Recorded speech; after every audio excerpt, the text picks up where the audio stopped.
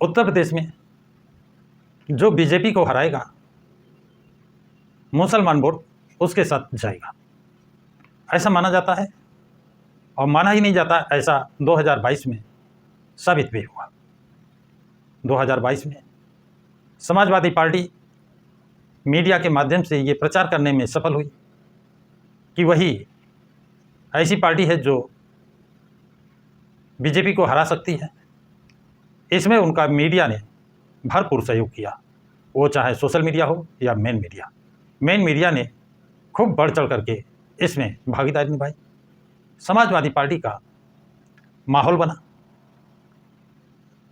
और मुस्लिम समाज ने एक तरफा 100% समाजवादी पार्टी को वोट करने का निर्णय लिया। माहौल को देखते हुए ओबीसी समाज के, दलित समाज के कई कदावर नेता समाजवादी पार्टी में शामिल हुए। कुछ के नाम मैं आपको बता दूं, जैसे स्वामी प्रसाद मौर्य, संजय निषाद, धर्म सिंह सैनी, और कौन नाम है, अरे जयंत चौधरी जाट नेता, के गौतम ये बसपा के नेता, दद्दू प्रसाद जो बसपा सरकार में मंत्री रहे वो भी समाजवादी पार्टी में शामिल हुए, और केशवदास मौर्य महान दल के नेता, केशवदास महान दल के, केशव प्रसाद मौर्य नहीं, केशवदास मौर्य जो महान दल के नेता हैं वो, और दारा सिंह चौहान, पल्लवी पटेल और बहुत से नेता शामिल हुए। तो ये सभी को लग रहा था कि वास्तव में समाजवादी पार्टी जीत कर आएगी। लेकिन समाजवादी पार्टी ने अपने शासनकाल में SC ST, दलित और ओबीसी समाज के महापुरुषों के नाम, बसपा सुप्रीमो ने अपने शासनकाल में उनके नाम पर जो योजनाएं चालू की थी उनको बंद किया। इन महापुरुषों के नाम जो जिले बनाए थे, चाहे वो ज्योतिबा फुले नगर हो, चाहे काशीराम नगर हो, चाहे बाबा साहब के नाम से भीमनगर, डॉक्टर अंबेडकर नाम से भीमनगर हो, चाहे वो रमाबाई अंबेडकर नगर हो, इन जिलों के नाम बदलने का छत्रपति साहू जी, आरक्षण के जनक छत्रपति साहू जी महाराज के नाम से जिला हो उसका बदलकर अमेठी किया।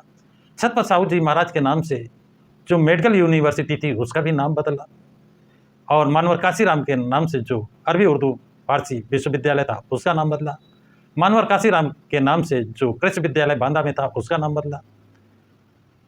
तो नेता तो गए, लेकिन नेताओं के साथ क्या वोटर गए? आपको एक बात मैं याद दिला दूं कि जब 1986 में 110 वामसेप के कार्यकर्ताओं को एक पार्टी विशेष द्वारा तोड़ा गया था, तब मानवर ने कहा था कि नेता बिक सकते हैं, बिक जाएंगे, इसलिए ऐसा समाज बनाना है जो ना बिकने वाला हो। और साथियों 2022 में नेता तो बिके लेकिन समाज नहीं बिका, और वही कारण है, वही वजह रही कि समाजवादी पार्टी नेता तो लिए लेकिन सरकार नहीं बना पाई क्योंकि वोटर नहीं बिका। इसके बाद बात करते हैं कि मानवर काशीराम कितनी सोच दूर की रखते थे, और मुस्लिम समाज ने 2022 में निसंदेह 100% वोट समाजवादी पार्टी को दिया। जब मुलायम सिंह मुख्यमंत्री थे 1990 में, और बाबरी मस्जिद का विवाद आया था और उन्होंने अपने मुख्यमंत्रित्व काल में गोली चलवा दी थी, उस समय भी जब चुनाव हुआ है तो 100% मुस्लिम वोट मुलायम सिंह यादव को नहीं मिला था। ये एक कड़वा सत्य है। लेकिन 2022 में समाजवादी पार्टी के अलावा कहीं मुस्लिम वोट गया नहीं, और ओबीसी के कई कदावर नेता समाजवादी पार्टी में आए, शेड्यूल कास्ट के कई नेता, अनुसूचित जाति के कई नेता समाजवादी पार्टी में आए, जिससे समाजवादी पार्टी को पूर्ण भरोसा हो गया था कि उनकी सरकार बनेगी। लेकिन वही बात कि नेता आए, वोटर नहीं आए। नेता आए, वोटर नहीं आए। अब जो रिजल्ट आया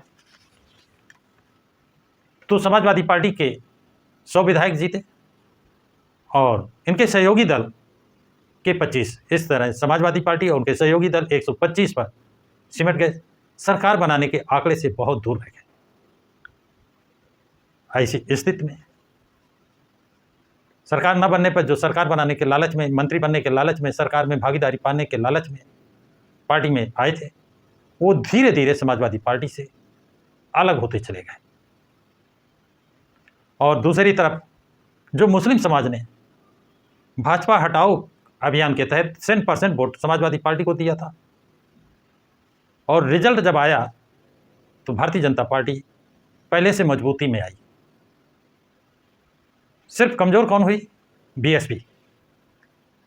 अब लोग ये कहते सुने जाते हैं कि समाजवादी पार्टी बीजेपी को नहीं हरा रही थी, समाजवादी पार्टी तो बसपा से लड़ रही थी, बसपा को हरा रही थी और बसपा को उसने खत्म करने का प्रयास किया, जिसमें काफ़ी उन्हें सफलता मिली कि बसपा के मात्र 1 विधायक जीता। भाजपा के बहुत अधिक विधायक जीते, मजबूती से आए। अब जो वोटर था, जो नेता थे, वो अपने आप को ठगा महसूस कर रहे थे। और इसका 2 उदाहरण हम देंगे आपको। एक भारत समाचार पत्र पर समाजवादी पार्टी के महासचिव ने पोस्टकास्ट पर बयान दिया है कि जब 2003 में तत्कालीन मुख्यमंत्री मायावती ने इस्तीफा दिया था, उस समय भारतीय जनता पार्टी के कई विधायक उनके संपर्क में थे, लेकिन बीजेपी ने कहा हमारे विधायक नहीं, बीएसपी के विधायक आप तोड़ेंगे, तो मैंने बीएसपी के विधायक तोड़े थे। ये बयान भारत समाचार टीवी पर पोस्टकास्ट सिस्टम पर उपलब्ध है, कभी भी देखा जा सकता है। अब यहाँ पर ये सुन करके उत्तर प्रदेश का नहीं, देश का मुस्लिम समाज चौकन्ना हुआ कि हमने क्या सोचा था और क्या निकला, क्या समझा था, क्या निकला। बी पार्टी जिसे कहा जा रहा था वो बी पार्टी है कि नहीं। दूसरा एक उदाहरण और मैं बताना चाहूँगा। हाँ, वो आजमगढ़ की बीएसपी की मंडल कोऑर्डिनेटर कौन है?